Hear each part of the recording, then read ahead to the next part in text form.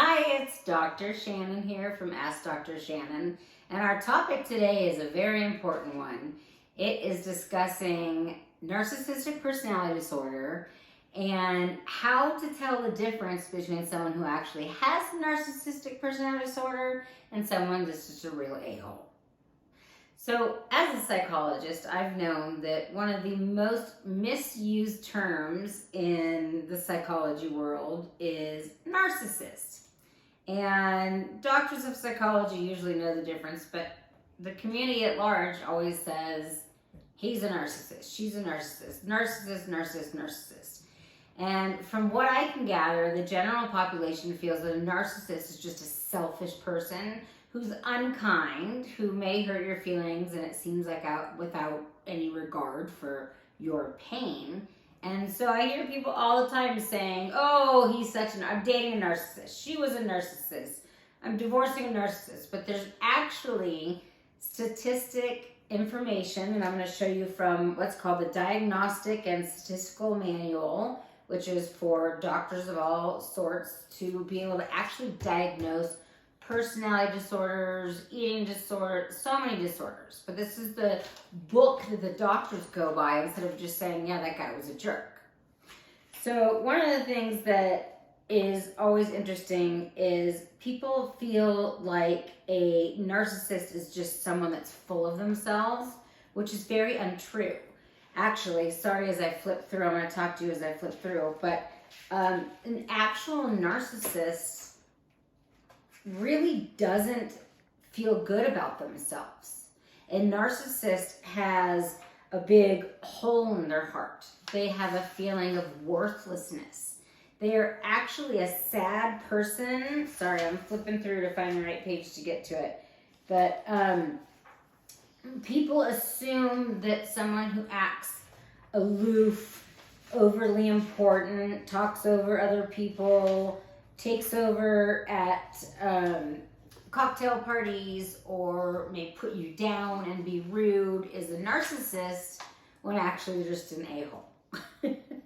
A narcissist has very specific features in which to be diagnosed with, and there's so many good, here we go. There's so many good diagnoses in here that's amazing. But so when people say to me, my husband's a narcissist, my boyfriend's a narcissist, my girlfriend's a narcissist, my mom's a narcissist, they usually are talking about narcissistic traits.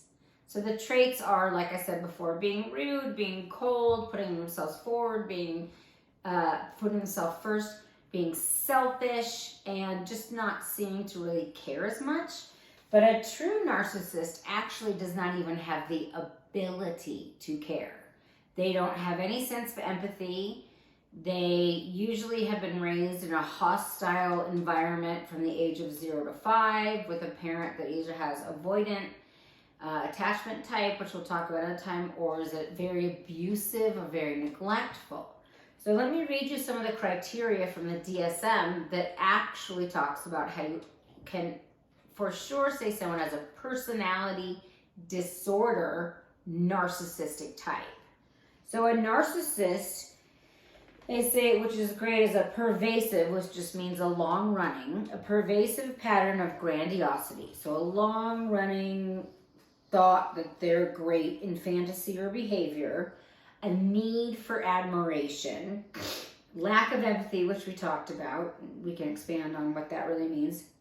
It says beginning in early adulthood and present in a variety of contexts as indicated by 5 or more of the following. So pay attention to these, because someone that might be hurting you might have narcissistic traits, but not necessarily personality disorder. If you have narcissistic personality disorder, that's a big diagnosis because it doesn't go away. You cannot treat a narcissist. Not only will they not come in for therapy, they're like one of the least personality types or disorders that would ever come to therapy because there's nothing wrong with them. Get it? There's nothing wrong with me. Why would I go to therapy? So here's some of the top ones that are very important. It says has a grandiose, which also means, aloof, bigger sense than what they really are. They think they're just this amazing businessman when they're probably not. A grandiose sense of self-importance exaggerates their achievements. They might lie and say that, hey, they belong to the best honorary club of ABC, and exaggerates their talents and expects to be recognized as superior. They're preoccupied with fantasies of an unlimited success, power, brilliance, and beauty.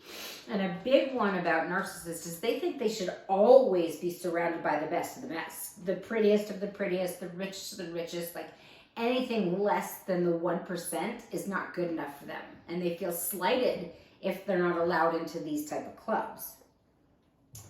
They believe they're special and unique and only could be understood by others that are also of high status.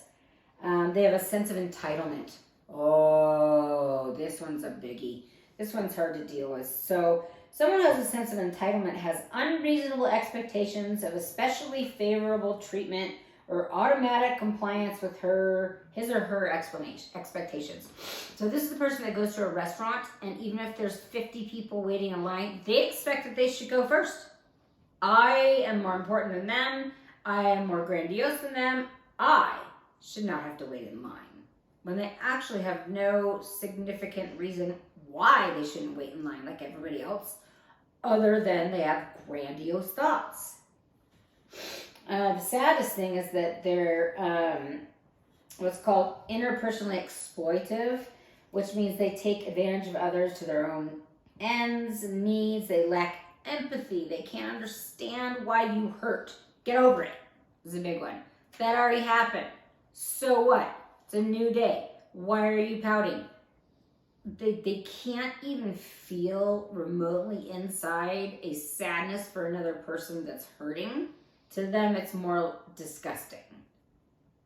They're often envious of others, which is, again, like I said, people don't think that. They think this is the person that's at the cocktail party or the office and is dressed to the nines and looks so happy and thinks that they're, this, that, and everyone believes them, that they're this put together, amazingly smart, over the top, better than everyone else person, where actually the narcissist has a big hole inside that has been created usually, and I don't want to blame all caretakers, but has usually been created by mom and dad, or no dad and mom, or no mom and dad. Whoever raised them from 0 to 5, and when they had a boo-boo or a sad day or a loss or something that was difficult, the parent ignored them or said, get over it, or said, you're acting silly.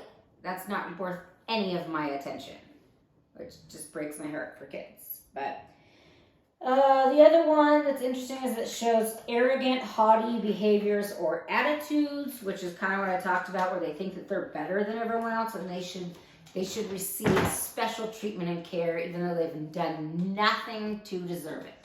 They believe that they should be ranked with the highest of the highest ranks of people, whether it be the country club, colleges, social events. A true narcissist who has narcissistic personality disorder has no care for anyone else.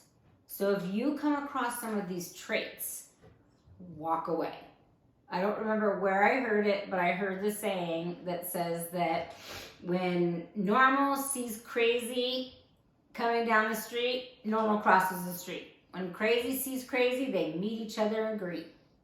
So if you think that you're dealing with a narcissist, a true narcissist, please reach out to me. You can ask me questions, give me examples, and I can tell you if you're truly dealing with someone with a narcissistic personality disorder, unfortunately, the only thing you can do is get away from them, because they will not change. They don't want to change.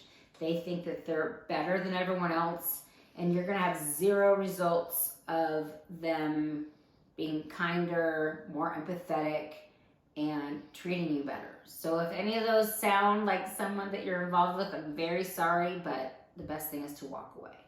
Thank you. This is Dr. Shannon saying bye.